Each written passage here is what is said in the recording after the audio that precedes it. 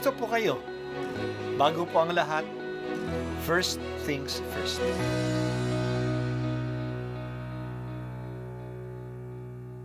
Good morning po. Sinisimulan po natin ngayon ang first things first. At dito po, tinatalakay natin sa unang bahagi ng umaga natin ay ang first readings na binabasa po sa banal na misa. Ito pong tinatalakay natin kasi madalas po kasi marami na tayong alam tungkol sa gospel readings. Pero konti po ang nagsasalita sa first readings. Pero ang first readings, bahagi din po yan ng Biblia, ng banal na kasulatan. Kaya susubaybayan po natin ang mga first readings. Basahin po natin at minsan kailangan ng basahin ng 2 o 3 beses bago maintindihan kasi hindi po tayo familiar sa mga istorya at sa mga kaisipan na tinatalakay dito. Ang pagbasa mula sa mga gawa ng mga apostol. Nagkaisa ang damdamit isipan ng lahat ng sumasampalataya at di itinuring ninuman na sarili niya ang kaniyang mga ari-arian, kundi para sa lahat.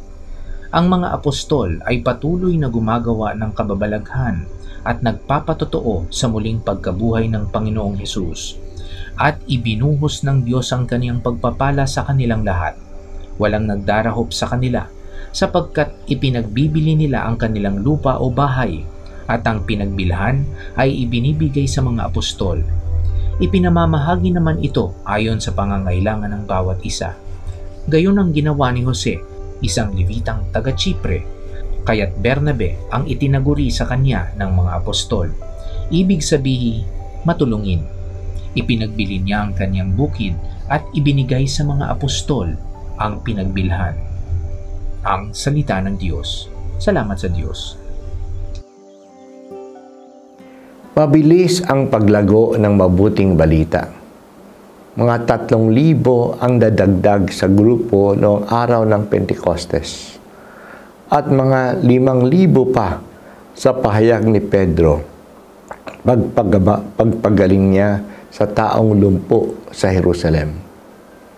Marami ang mga taong naniwala sa magandang balita, hindi lang dahil sa pahayag ng mga apostol, at hindi lang dahil sa mga himala na ginawa nila. Ito ay dahil din sa halimbawa ng buhay ng mga mananampalataya. Maganda ang kanilang samahan. Hindi sila nakakanya-kanya. Talagang nagtutulungan sila. Ang kanilang mga ari-arian ay kanilang ibinabahagi sa mga wala. Dahil dito, walang mahirap sa grupo kasi wala namang mayaman. Ang kanilang mga lupain at mga bahay ay pinagbibili at ang pinagbilhan ay binibigay sa mga apostol at binabahagi naman ng mga ito sa mga nangangailangan sa grupo. Kaya walang nagdarahop sa kanila. Sa pagkilala nila na sila ay niligtas na ni Jesus, nagtutulungan sila. Talagang magkakapatid na ang turing nila sa isa't isa. Ang isang halimbawa na binigay sa atin ay si Bernabe. Siya ay taga-isla ng Chipre. Pinagbili niya ang kanyang bukid at ang pinagbilhan ay binigay sa mga apostol.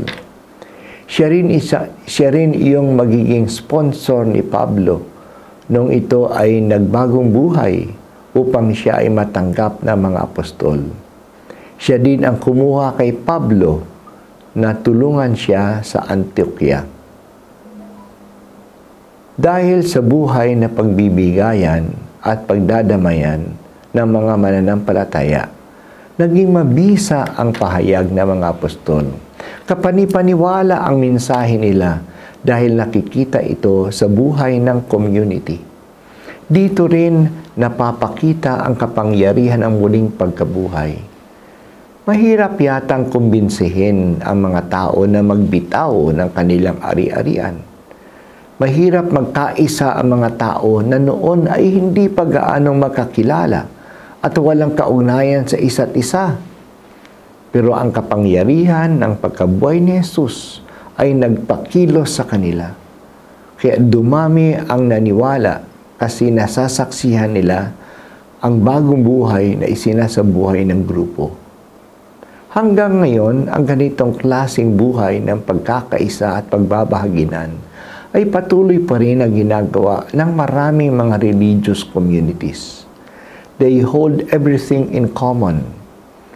Ang kanilang patakaran ay ang bawat isa ay nag-aambag ayon sa kanyang nakakayanan at ang bawat isa ay nakakatanggap ayon sa kanyang kailangan.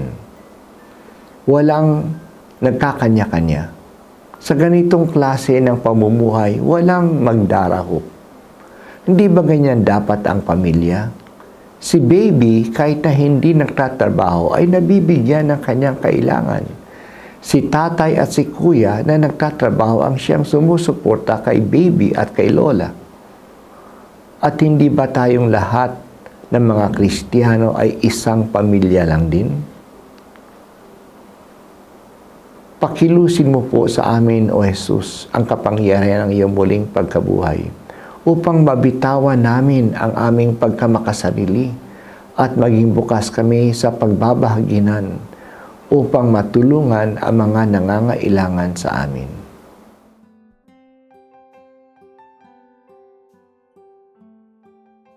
At ako po ay si Bishop Broderick Pabilio dito sa First Things First.